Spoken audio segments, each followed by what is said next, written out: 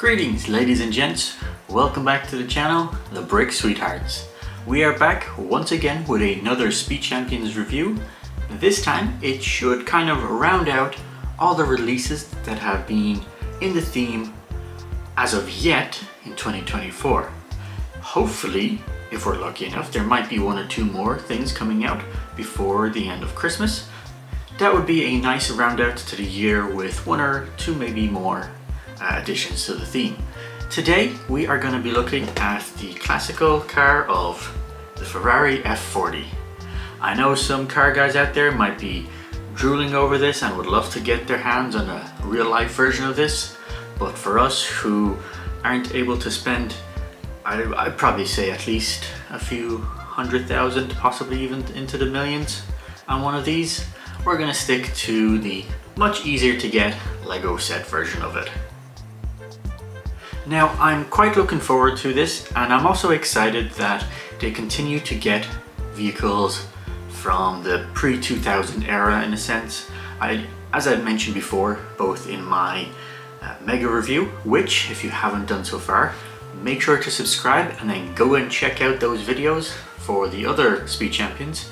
I created a playlist down below in case you want to only watch Speed Champions and go, check them out.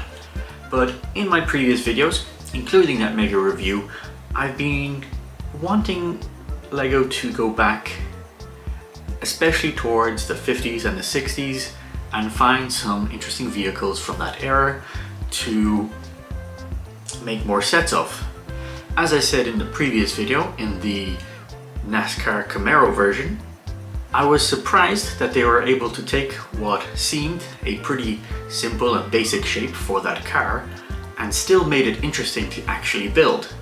So although the cars of the 50s and the 60s, they don't have these sleek, super sharp lines and they're a bit more bulky, visually and aesthetically they were very pleasing, and if they can create the interesting techniques so that when you're building them, you're still having fun, I think combining those two would be fantastic.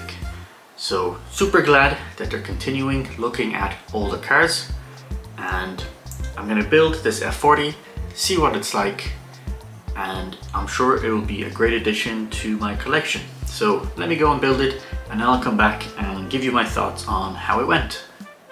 I don't know about you, but when I see this car, all I can think about is the pink and orange hues of a sunset, nice crisp blue water, the sun is going down, and we're on the Gold Coast, somewhere in California. You just see this wonderful car driving on the coast, and you just have maybe some 80s music in the background. I think we all agree that it really does set the mood and theme. We are back, folks, after having built the Ferrari F40, an iconic car, as I said before. I'm quite glad that I got it to add to my collection. I think this will go really nice beside the Lamborghini Countach, I believe. The small version now, not the new Icon one that's really big. Still a Speed Champions one. I think these two are iconic and they would look very nice side by side. Now, when we're talking about build-wise, this did have some interesting techniques, although there is one caveat that I'm not really the biggest fan of, and I feel that some Speed Champions have a similar problem. When it comes to the doors, I'm sure you can actually see light coming through in there on the camera. In this set, it's very obvious. You can see inside of the car through that hole, which kind of breaks the immersion of these sets to replicate the car. Now, I understand that that design might be on the actual vehicle, that it's some sort of scoop that lets air in. I understand what happens there, but I'm not a fan that the way they constructed it here, you can actually see inside the car. But not only that, the actual doors themselves, they were a bit flimsy in how they were put together. There is no actual attachment on this side. It is left without being connected to any sort of stud, and it's all supported, I believe, if I remember correct, on 1 or 2 studs here. So I'm not the biggest fan.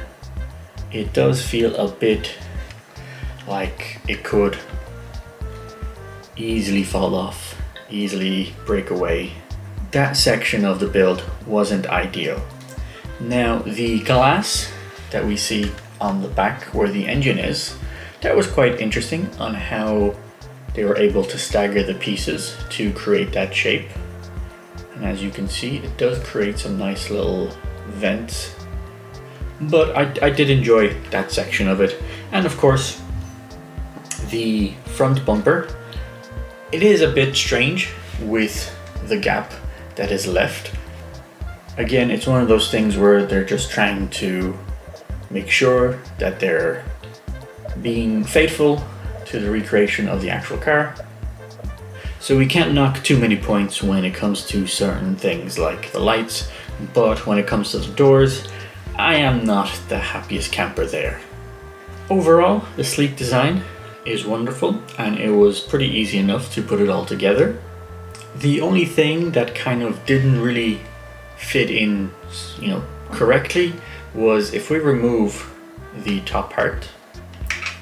Because of the way the doors are designed and that they're not even straight and connected to the other side where the engine, or not the engine, where the front part of the car is, they do start to tilt into the car itself.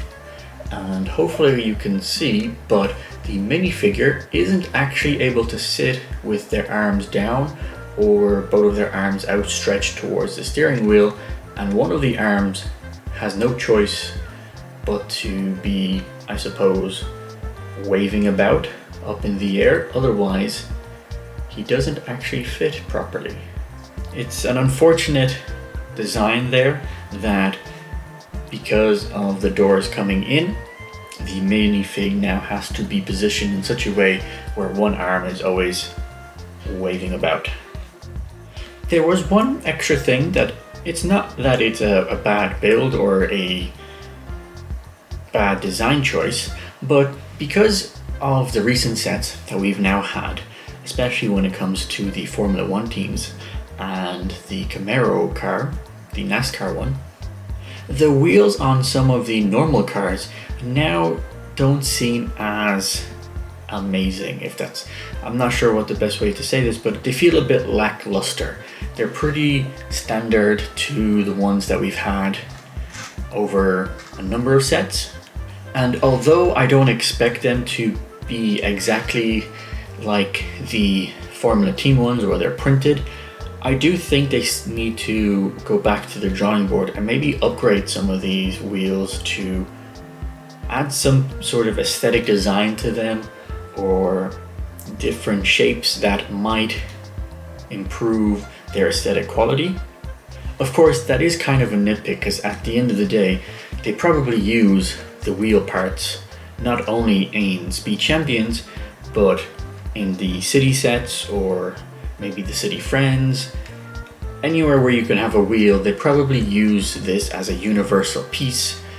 And the McLaren Formula 1 team, the Aston Martin Formula 1 team, those were probably specially made just for those sets to make sure that they were able to get the rights to the Formula 1 teams and ensure that the necessary sponsors are part of that set. I'm sure it's probably in their contract when they get these name brands and recreate the cars. And when it comes to something like the Ferrari F40, they probably don't need to make sure that the wheels have some sort of branding or some sort of design. They can be a bit more bog standard and then just give you different hubcaps that you can put on top of them. Maybe that's where they should be looking at making it more customizable. Of course, the standard is, I suppose, silver in their color. Maybe it's time to start looking at different colors, and also maybe you should be able to start buying different colors and shapes for the wheel hubcaps so that you can start changing what your Speed Champions look like from someone else's that might want, let's say, gold, and you might want a metallic purple. Just using that as an example. Now, if you remember from the Mercedes dual pack, the street car version, those two cars had the ability to open up their front engines, and they had a sticker piece that was designed to look like an actual engine.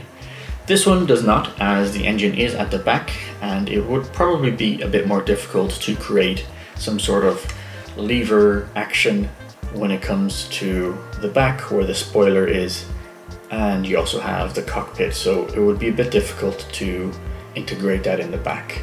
So the front stays closed, there's nothing there to look at, and apart from taking the minifig in and out, there's no parts that are able to be opened like in that set. Not a detraction, there's nothing wrong with that. Just to point out that if you watched our previous videos, you would have seen that I was saying, oh, I wonder if this is going to be a new standard that they're going to be going and bringing forward. It's not. Obviously, it depends on the car that they have. And in this case, the Ferrari F40, it doesn't really make sense to try and make things more complicated. After all, we have to remember that these are 8 studs wide, and they can only do so much in this size. But I am impressed with what they managed to do with the Ferrari F40. It looks nice, it's going to look great with some of the other cars, especially the Lamborghini Countach, and I'm looking forward to seeing what other ones they might be bringing forward in this theme.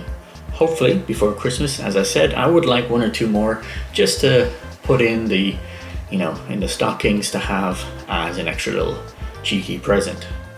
If you enjoyed this video, make sure to give us a like, it really helps us out in the algorithm.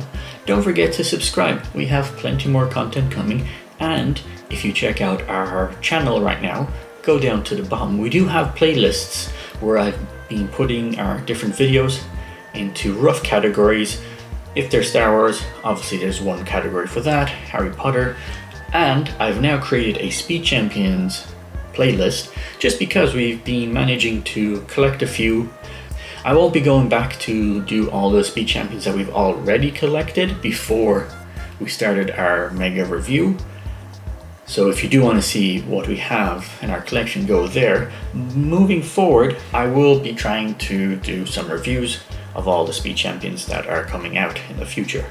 Don't forget, we also have a video coming out every Saturday now, so make sure to check those out. And soon enough, we will be trying to do bigger sets and bigger ideas. So make sure to stay tuned. Don't forget to subscribe. And until next time, folks, take care.